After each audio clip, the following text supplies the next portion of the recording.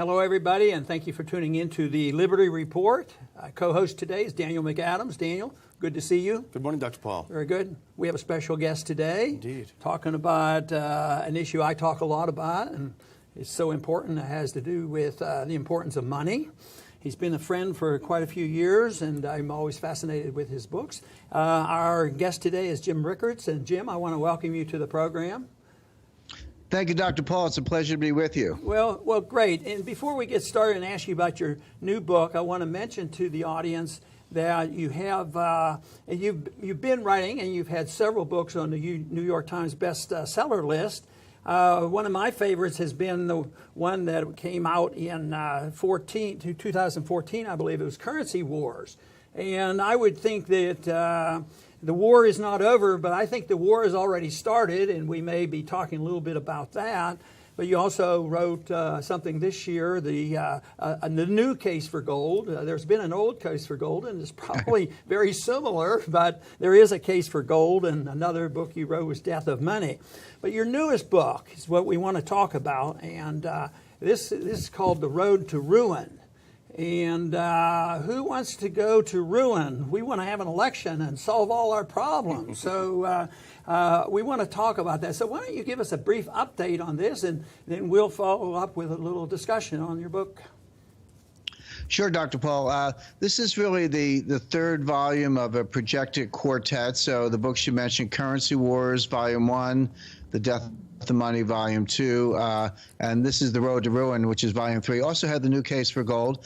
That was a tribute to work that you did along with others in the early 80s when the Minority Report of the Reagan Gold Commission was published as The Case for Gold. So my book was called The New Case for Gold, but that was a conscious tribute to your earlier work. But this is part of this quartet. What I do, Dr. Paul, is I look at the near collapse of the financial system in 1998. That was, the Russia long-term capital crisis. Then we had another near collapse in 2008.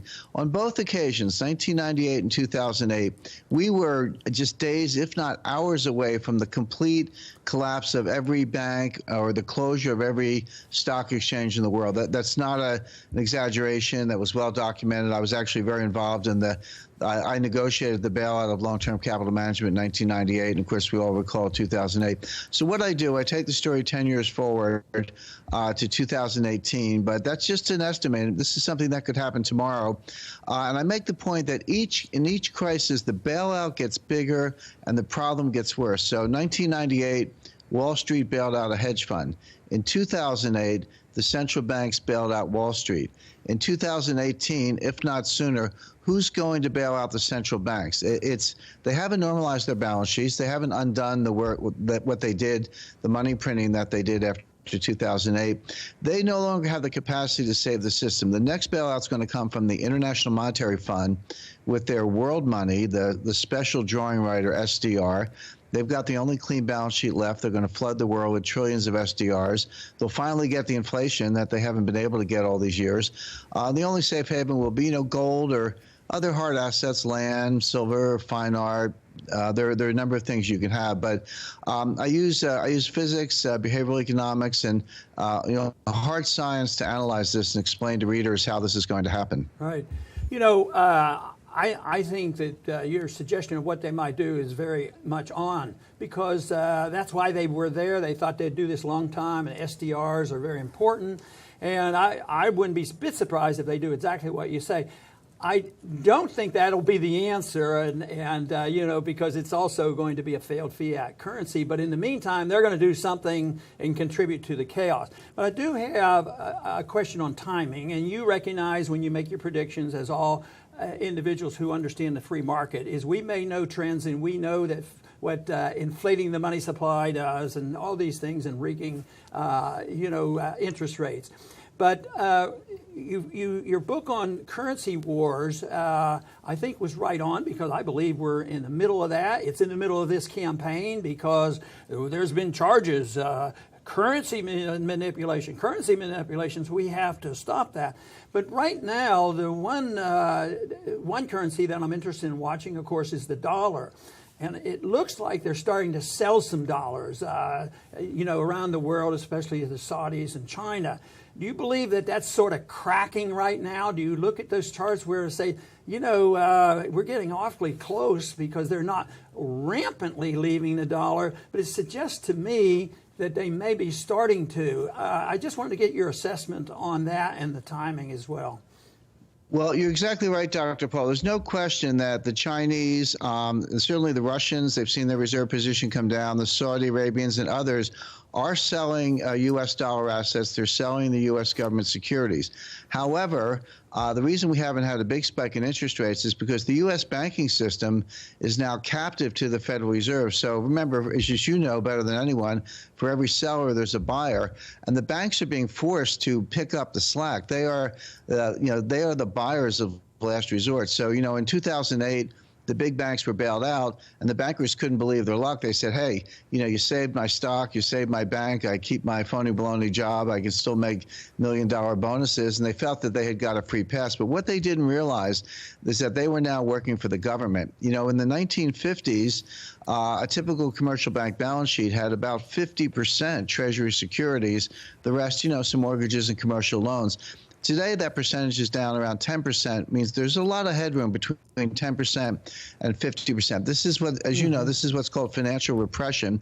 So, yeah, the Saudis and the Chinese are getting out of treasuries, but the Federal Reserve and the bank regulators will force the banks to buy these treasuries. So there will be a ready market for them. But, of course, what that means is that the banks can't do anything else. They're just going to be big government bond funds working for the Federal Reserve. This is, one manipulation leads to another. Once you go down that path, holding interest rates low, inflating the Federal Reserve balance sheet, you have to keep going down the path. And the next step will be financial repression, where the banks are forced buyers of Treasury securities. Right. Daniel has a question for you.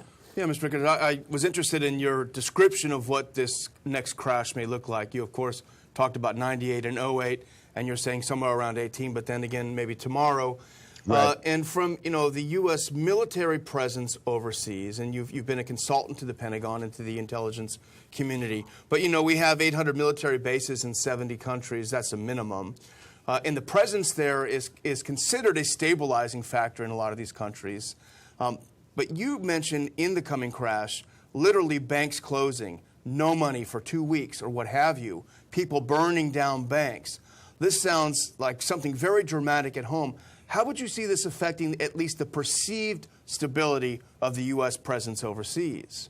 Well, every great political power, whether it's an empire, seaborne empire, throughout history, there's never been a great power that didn't have a great currency. So when you see the U.S. dollar weakening and you see stress in our currency, that's almost synonymous with the decline of the U.S. ability to basically project authority around the world. Now, I once was at a meeting at the Pentagon with, they have a chief futurist. He has a different title. It's the Office of Net Assessment under the Secretary of Defense. But I was meeting with him in a secure facility in the Pentagon, and I said, the time will come when a U.S. destroyer will pull up at a fuel depot in Singapore, and you'll say, fill her up with fuel, and the dock operator will say, fine, pay me in SDRs.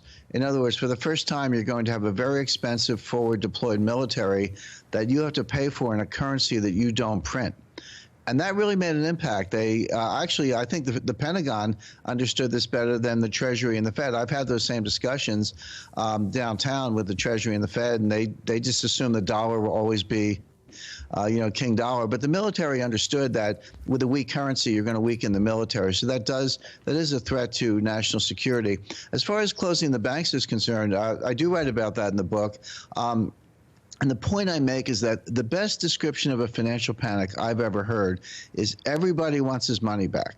People think they have money. They say, I have money in the stock market. I have money in the bond market. No, you don't. You have stocks and you have bonds, but you don't have money. If you want money, you have to sell those things and try to get money. And, of course, in a panic, everyone's selling at the same time. So people actually don't really understand what money is. But in a panic, everybody wants their money back. In 1998, they printed the money and gave it to you. In 2008, they printed the money and gave it to you. But in the next crisis, the central banks are at the outer limit of what they can do. And the IMF, even if they try to print SDRs, and I agree with Dr. Paul, it might not work. They're going to try it. That doesn't mean it'll work, but they will try it. That'll take 6-7 months. Meanwhile, they're not going to give you your money back. Money market funds are going to suspend redemptions. Banks will be closed. Stock exchanges will be closed. And they're going to lock down the system. And people say, oh, that will never happen. But of course, in 1933, President Roosevelt closed every bank in America by executive order. And when he did it, he didn't say when they were going to reopen. Turned out it was about 8 days later. He didn't say that. For 5 months in 1914, the New York Stock Exchange was closed from July to December. All these things have happened before. The legal authorities are in place. Don't need an act of Congress. The president can do it with a phone call. So I'm just warning investors, get ready for that world where you may want your money back, but you won't be able to get it. You know, another tool they have been using is this movement toward not allowing or not wanting people to use cash, the Right. cashless society. And how does that figure in? Because you said people want their money, and they don't realize that, you know, a stock or a bond doesn't immediately turn into money, especially when we have difficulty defining our money. So the fact now that a lot of people have moved away just out of practicality, oh, it's easier to use a credit card. Does this help the establishment in doing this, the fact that people don't even think about cash? Is this a practical thing that they're doing, or do you think they're trying to get everybody out of cash for this precise reason, that they don't want people hoarding cash and they would like to have more control over the system? There's no doubt about it. You know, Dr. Paul, before you slaughter cattle, you have to herd them into a pen. And before investors and savers get slaughtered by the government, they're being herded into digital pens at one of a small number of banks. You know, negative interest rates are coming. We already see them in Europe, Switzerland, Japan, and elsewhere. They may be coming to the United States. The Fed is, we don't have them yet, but the Fed's taking a look at it. Well, if you put $100,000 in the bank with a negative 1% interest rate, what that means is you come back a year later, you only have $99,000. The government took $1,000, or the bank rather took $1,000 out of your bank account. Well, the easiest way around that, of course, is to take your money out of the bank, have physical cash, put it in a safe place, and you'll still have your money after a year. So they've got to get rid of cash in order to impose the negative interest rates. Now, people think that they can walk down to the bank and get their cash anytime they want. I have news for them. It's not that easy. Go to your local bank and ask for, you know, $15,000 in cash. The teller's face will turn white. She'll call the branch manager over. They'll ask you, you know, why do you want it? What's your business? They'll ask you for ID. They'll file a currency transaction report. That goes to something called the Financial Crimes Enforcement Network, government agency. You'll be put in a file right next to terrorists, drug dealers, tax evaders, etc. Bear in mind, you're a completely honest American citizen who just wants to get his hands or her hands on some cash. You will be treated like a criminal. If you take a smaller amount, maybe say $5,000, do that twice in a row. That's structuring, which is actually a crime, and they'll file a suspicious activity report. So, but, you know, people ask me how the war on cash is going. I say, well, the war on cash is over. The government won. You may think you can get your cash, but you can't. Wow. However, you can still buy, you know, real estate, income-producing property, gold. There are other tangible assets that will preserve wealth. But, you know, to me, having some physical cash, it's, you know, I live in an area where we get hurricanes. I have batteries and flashlights in case the power is out. Same thing. If the power is out, you know, the ATMs don't work, the gas stations can't pump. It might be convenient to have some cash, but they're making it harder and harder to get it. And certainly for very large amounts, I would say impossible. You know, there's a call to get rid of the $100 bill. Europe just got rid of the 500 euro note. They still have a 200 euro note. Ken Rogoff, Harvard professor, just wrote a book called The Curse of Cash, which is a manifesto to get rid of cash completely. You know, when they take away your liberty, they always justify it. They say, well, you know, we got to get rid of those nasty drug dealers and terrorists. Well, you know, I did counterterrorism work for the government for 10 years. I have no sympathy for terrorists or drug dealers or tax evaders. But why is it always at the cost of liberty? Why aren't people at liberty to have cash if they want it? Well, the government won't permit it. Right. Daniel. Yeah, you touched on this already, Mr. Rickards, and I wanted to maybe circle back on it because I thought it was fascinating. An interview you did over the summer, you discussed another closed-door meeting you had. I think it was at the Pentagon, and there were senior think tankers, CIA people. They were doing some wargaming, and you referenced a senior Treasury official 2 seats away from you when you mentioned that this next crash would involve the IMF and obviously the dollar would take a hit. And he turned and said, "Don't you know the dollar has always been the dollar is the global reserve currency. It currently is today, and it always will be."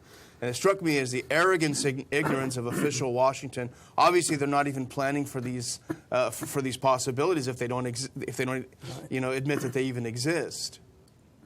Well, that's exactly right. I never. There's no need to mention names. I'm not out to embarrass anybody, but this was a senior United States Treasury official, and that was exactly the dialogue. I talked about the SDR, the same thing we talked about a little bit earlier, and he sort of harumphed and said, the dollar is the global reserve currency and has been for a long time and always will be. And I turned to him and I said, I feel like I'm on Whitehall. In Whitehall in 1913, listening to John Bull say, the sterling is always going to be the global reserve currency. And of course, by 1914, its demise had begun. And by 1944, the demise of sterling was complete. And so it's exactly when you take things for granted, when you're arrogant, when you don't look ahead, that things fall apart for you. So, I love America. I love King Dollar. I would like to see the dollar be the strongest currency in the world. I would like to see it gold backed. But even if it's not gold backed, I'd like to see a monetary policy that was preserving the value of the dollar instead of eroding it. But that's not what we see. We see the opposite. I mean, the Fed has a 2% inflation target. It sounds benign. 2% a year for 35 years cuts the value of the dollar in half. 2% for another 35 years cuts it in half again, meaning in a normal lifespan from birth to 70 years, the value of the dollar is cut 75% that's with 2% inflation. Now imagine 3% inflation or anything higher. It's a form of theft. To me, the inflation target should be 0. No inflation, no deflation. Just keep the value of the dollar as it is. And of course, gold is a good way to do that. But that's not what the government wants. They want to steal your money. They just want to do it slowly. Jim, I want to finish up. We have to go shortly, but I want to talk a little bit about investments. You've already mentioned some hard assets that people can invest in. Certainly, you talk a lot about gold, and you do mention gold shares at time, but I think with caution. But if we take gold in the past year, right now, if you go 1 year back, it's up 16%. And gold, of course, has its ups and downs, but the long trend is there. Now, you have also made a suggestion with the election of Trump, if that occurs, that gold may well go up, $100. And this past week, Trump's political situation has improved, and lo and behold, gold has gone up and has jumped over $1,300. So I wanted you to just make a comment on that, but I also wanted to get your quick opinion on silver. You haven't mentioned silver, but it just seems like people who can't, they're overwhelmed with buying an ounce of gold. That I happen to have the belief that silver still is money, even though it's not emphasized nearly as much as gold. Well, I agree with that, Dr. Paul. First of all, I own silver and I invest in silver. So there's no way. I talk about gold more because the funny thing about gold is it's actually not good for anything except money. Gold is probably the best form of money, but it's not good for much else. I mean, people talk about industrial uses. There are actually very few. Jewelry, but I consider jewelry to be wearable wealth. You look at an Indian bride, adorned with gold necklaces. That's her dowry. That's her life savings. So it's still a form of wealth. But the thing about silver, there's no way gold is going to the levels I'm talking about, where silver will not be along for the ride. So as gold makes its way to $10,000 an ounce, silver will make its way to $100 or $150 an ounce. The good thing about silver, just imagine a slightly more extreme scenario, and I don't think this is a stretch, where due to cyber warfare, the power grid goes down, the banks are shut. You have to sort of go out and find a farmer's market or something, buy groceries for your family. An ounce of gold is probably, a year's worth of groceries, and they picture people with chipping off a little bit of gold. But an ounce of silver, which has always been money throughout U.S. history until not that long ago, is probably the right amount for, a day's worth of groceries or a couple days worth of groceries. The U.S. Treasury has something called, the U.S. Mint, part of the Treasury has something called, they call Monster Box. It's 500 1-ounce American Silver Eagle coins. They're beautiful coins. They run, at $20 an ounce, they run about, say $10,000 more or less. But even if you buy 20 for, say, $400, it's a good thing to have. I mean, again, I consider some American Silver Eagles to be no different than battery and flashlights. It's an emergency resource that everybody should have. By the way, I should make it clear, Dr. Paul, I'm not a dealer. I don't sell gold and silver. I don't get a commission, but I do recommend it for everyday Americans. Very good, Jim. And again, I want to thank you very much for being with us today. It's been a great interview, and I want to urge our viewers to take a close look at The Road to Ruin. And I think it'd be well worthwhile, and not even to forget about Currency Wars. That's another great book. Jim, thank you for being with us. Thanks. Good. And to the viewers, I would like to thank you very much for being with us today. I found this interview very interesting and very timely because lots of things are happening, especially on the verge of an election, and there's been a lot of predictions. But I think Jim has made some reasonable predictions that, in due time, there's going to be another major crisis, and he admits he doesn't know the day. But indeed, he says that it very likely we can't get past 2018 without another major crisis. So I want to thank you all for tuning in today, and I would like you to come back soon to the Liberty Report.